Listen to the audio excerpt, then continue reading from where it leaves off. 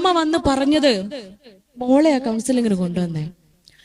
അങ്ങനെ കൗൺസിലിംഗ് ഒക്കെ കഴിഞ്ഞ് പോകുന്ന സമയത്ത് വളരെ സന്തോഷത്തിലാ ഉമ്മ പറയാണ്, ഡോക്ടർ എന്റെ ടെൻഷനൊക്കെ ഇപ്പൊ പോയി, എന്റെ മോനാണ് ഇനി ഉള്ളത്, മോന്റെ കാര്യത്തിൽ എനിക്ക് യാതൊരു ബേജാറും ഇല്ല കേട്ടോ, മോന്റെ കാര്യത്തിൽ എനിക്ക് ഒരു ടെൻഷനും ഇല്ല, കാരണം നല്ല കുട്ടിയാ.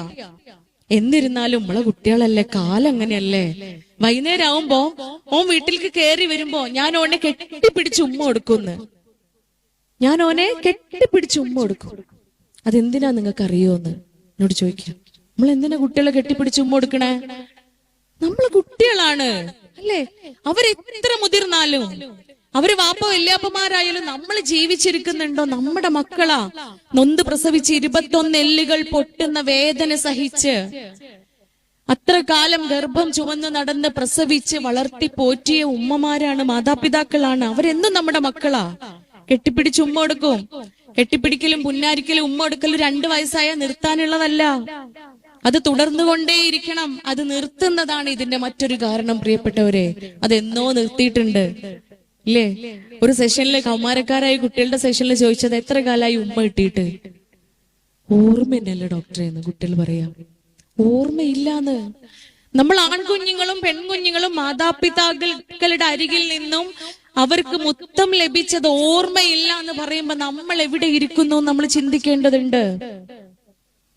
നമ്മളെ സ്നേഹം എപ്രകാരമാണ് നമ്മൾ അവർക്ക് പ്രകടമാക്കുന്നത്?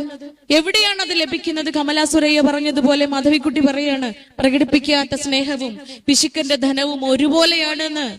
പ്രിയപ്പെട്ടവരെ, ഇത് കൊടുത്താലേ കിട്ടുള്ളൂ. ഇത് ഉള്ളിൽ ഒതുക്കിയിട്ട് കാര്യമില്ല. പണ്ടാരോ പറഞ്ഞതുപോലെ, ഞങ്ങളെ സ്നേഹമൊക്കെ ഉള്ളിൽ, ഞങ്ങൾക്ക് ഉള്ളിൽ നല്ല സ്നേഹം ഉണ്ടെന്ന്. അത് തന്നെയാണ് മിസ്റ്റേക്ക്. ഉള്ളിൽ വെക്കാനുള്ളതല്ല ഇത്. ഇത് തുറന്ന് പുറത്തേക്ക് കൊടുക്കണം. ഐ ലവ് യു എന്ന് പറയാൻ പഠിക്കണം. അത് തുറന്ന് മക്കളോട് അവരുടെ പുന്നാരിക്കൽ, അവരെ കൊഞ്ചിക്കൽ നിർത്താനുള്ളതല്ല.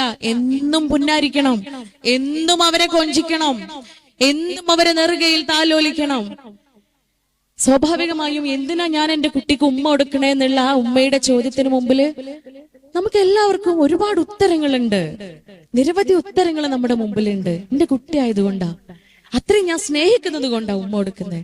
പക്ഷെ ആ ഉമ്മയ്ക്ക് 2 ഉത്തരങ്ങൾ ഉണ്ടായിരുന്നു. ആ മാതാവ് പറയാണ്, ഞാൻ ഉമ്മ കൊടുക്കണതേ ഓനോടുള്ള എന്റെ അകമഴിഞ്ഞ സ്നേഹം കൊണ്ട് മാത്രല്ല ഡോക്ടറെ. ഞാൻ ഉമ്മ കൊടുക്കുമ്പോ, കെട്ടിപ്പിടിച്ച് ഓനെ ഞാൻ ഉമ്മ കൊടുക്കുന്ന സമയത്ത് ഓന്റെ വായ എനിക്ക് മണക്കാൻ പറ്റുമല്ലോ, അതിനും കൂടെ വേണ്ടിയിട്ടാണ് എന്ന്. നല്ല ബുദ്ധിയുള്ള ഉമ്മ അല്ലേ? ആ ഉമ്മാന്റെ ബുദ്ധികളൊന്ന് ആലോചിച്ച് നോക്കി.